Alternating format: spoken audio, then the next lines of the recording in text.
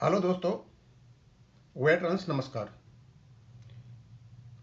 25/2/2026 को हमारे केस की सुनवाई है और हमारे ही पेंशनर्स को बार बार ये बताने के बावजूद कि पेंशन फंड से यहाँ हमारा कोई भी लेना देना नहीं है, बार बार बताने के बावजूद भी स्टिल हमारे कुछ लोग इस फंड थ्योरी पे पैर जमाए हुए अंगद वाला। ये कोई सोमा सुंदरम जी हैं। इन्होंने एक लंबा चौड़ा लेख लिखा और लेख लिखा जो चार्ट जमा कराया है माननीय सुप्रीम कोर्ट में, उसके ऊपर लिखा। तो सबसे पहले तो उनका कह देता हूं, कहते हैं updated development of MC Singla case for updation of pension. पहली लाइन कहते हैं the chart presented by Shri PV Manohar as the advocate for represent number 5 is illustrative and presented to enlighten the court and the petitioners giving us full clarity on it. कि इन्होंने full clarity दी है। अब मुझे पता नहीं ये सोमा सुंदरम किस ऑर्गेनाइजेशन का आदमी है, लेकिन इसने बड़ी चालाकी से पीवी मनोहर साहब के कंधे पर बंदूक रख करके और रेस्पोंडेंट नंबर 5 को हाईलाइट करने के लिए एक लेख लिखा। अब उस लेख में चार्ट की जो बात कर रहे हैं, जो चार्ट हमने डाला यह यूट्यूब पे और वो सब जगह पब्लिक हो चुका है, वो चार्ट और सारी एडिशनल डिटेल सुप्रीम कोर्ट की साइट के अनुसार, रिकॉर्ड के अनुसार एओआर सनी चौधरी साहब ने 19/2/2025 को जमा कराई है। मनोहर साहब ने 16 तारीख को, जो रेस्पोंडेंट नंबर 5 के वकील हैं, उन्होंने 16 तारीख को कोई एफिडेविट जमा कराया। पता नहीं उस एफिडेविट में क्या लिखा है, उससे चार्ट से कोई मतलब नहीं है। लेकिन ये कहते हैं कि जो सनी चौधरी साहब ने चार्ट जमा कराया है वो मनोहर साहब ने जमा कराया है, यानी मनोहर साहब के कंधे में बंदूक रख दिया। और पहले तो बता दूं मैं, सोमा सुंदरम साहब, रेस्पोंडेंट नंबर 5, आपको पता है 5 तारीख को बोलने नहीं दिया गया था उसको, और इस केस में उससे कोई मतलब भी नहीं है, सिविल अपील है। इसमें केवल और केवल यह निर्णय होना है, क्योंकि अभी तक ये केस जो माननीय हाई कोर्ट है चंडीगढ़ का, उसका ये सिविल अपील है, वहां से चला हुआ है। उसमें यह डिसाइड करना है क्वेश्चन ऑफ लॉ 35(1) में अपडेशन है या नहीं, वो डिसाइड हो चुका है।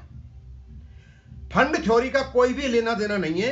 उस दिन भी शुरुआत में अराइज के वकील ने फंड थ्योरी गाई थी और फिर आपने भी यहां फंड थ्योरी गा रहे हो, मुझे पता नहीं क्यों गा रहे हो। पहले तो मैं आपको यह बता दूं कि हमारे पेंशन अपडेशन से फंड थ्योरी का कोई भी लेना देना नहीं है। रेगुलेशन में 1995 में कहीं भी एक ही जगह यह लिखा हो कि इतना फंड होगा तो आपका अपडेशन हो जाएगा। वहां केवल रेगुलेशन 7 और 11 है। 7 में यह बताया गया है फंड के सोर्सेस कहां कहां से होंगे, और दूसरा 11 में यदि कोई कमी पड़ती है तो यह लिखा हुआ है the bank shall cause in investigation to be made by an actuary into the financial condition of the fund every financial year on the 31st day of March and make such additional annual contribution to the fund as may be required to secure payment of benefits under the। इसमें कहीं लिखा है fund ज्यादा होगा कमती होगा उससे आपको पेंशन अपडेशन लिंक्ड है। मधुसूदन सोमा सुंदर साहब बताओगे इसमें आपके जो आप नीचे, अब मैं गीत गाऊंगा आपका, इसमें कहां लिखा हुआ है कि आपके फंड से आपका अपडेशन रिलेटेड है? एक भी जगह बता दो आप। क्या आपने कोई गोली खाई हुई है कि मतलब क्या इस केस को बिगाड़ने की? पिछली बार से आपने कोई मतलब सीखा नहीं क्या? जो केस बिगाड़ दिया होता आपके वकील ने, वो तो खैरियत थी। हमारा बिल्ली के भाग्य से छीका टूट गया कि रेगुलेशन की पूछ लिया, और रेगुलेशन था और रेगुलेशन का अच्छा खासा नॉलेज था कि हमने पहले ही बता दिया कि रेगुलेशन में चलोगे तो जीतोगे, तो नहीं जीतोगे, और रेगुलेशन पकड़ कर उस लेवल पे आ गया। अब आप बंदूक चलाते हो पीवी मनोहर के कंधे पर रख करके। जो मनोहर साहब ने चार्ट जमा नहीं कराया, उन्होंने एफिडेविट जमा कराया है। ये चार्ट जमा कराया है एओआर सनी चौधरी साहब ने, और इस केस में रेस्पोंडेंट नंबर 5 का कुछ भी लेना देना नहीं है, क्योंकि नया कोई आदमी जुड़ ही नहीं सकता। यह सिविल अपील का निपटारा होना है, और वो 35(1) में अपडेशन है या नहीं उसको आना, और वो तो क्लियर हो गया।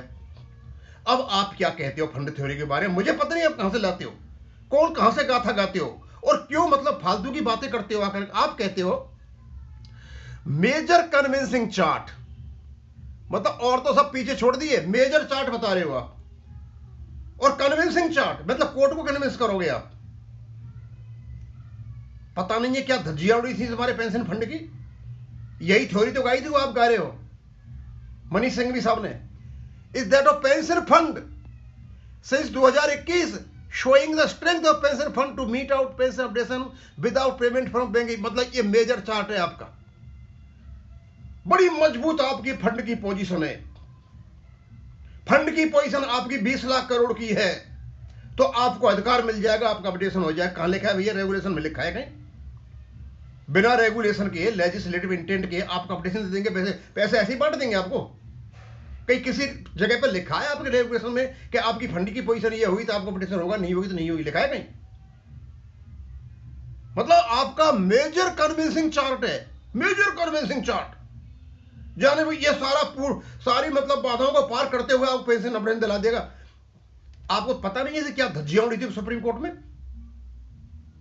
सारा केस खराब करा दिया क्या फिर दोबारा खराब? और यदि आप जो बता रहे हो, यदि उस चार्ट में ये लिखा हुआ है तो हम निश्चित समझ के मान चलेंगे आप केस नहीं लड़ रहे हो पेंशन अपडेशन का, आप लोग मिल करके सर्वनाश कर रहे हो। अब मुझे पता नहीं सोमा सुंदरम जी आप कहां रहते हो, कहां नहीं रहते हो, किस यूनियन से हो, किस एसोसिएशन से हो, लेकिन आपने सर्वनाश कराने के लिए किया है। और ऐसे लोग जैसे आपने किया है ना, ये सब वेंकटाचलम के चमचों में आते हैं।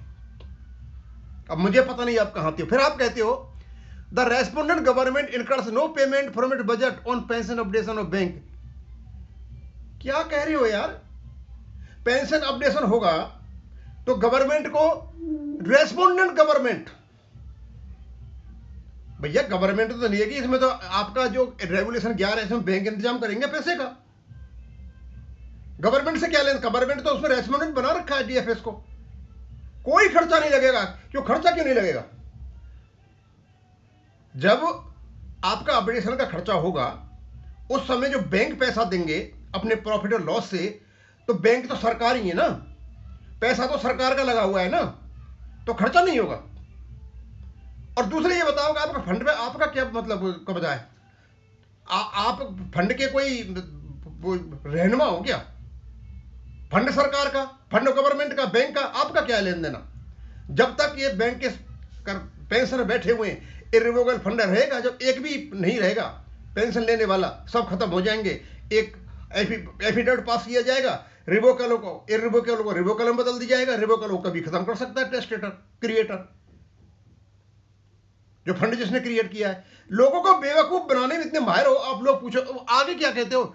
Still it has stop only reposing the pension fund. और उसके बावजूद भी एक डिके से ये पेंशन फंड को अपोज कर रहे। एक डिके ही हुआ है सब 1995 से। 1995 5 साल 31 साल तो ये हो गए, और 31 साल के पीछे चलो 1986 से लागू हुए, 37 साल हो गए। आपको एक डिकेड ही हुआ है, इतना ही नॉलेज है आपको। मिस्टर सोमा सुंदरम, रेगुलेशन 11 1995 के बीईपीआर में 1995 से डला हुआ है, और यह लागू है 1 जनवरी 1986 से। 1 जनवरी 1986 से पेंशन का जितना भी खर्चा है, चाहे अपडेशन का चाहे किसी का है, उसकी जिम्मेदारी रेगुलेशन 11 के अनुसार केवल और केवल बैंकों की है।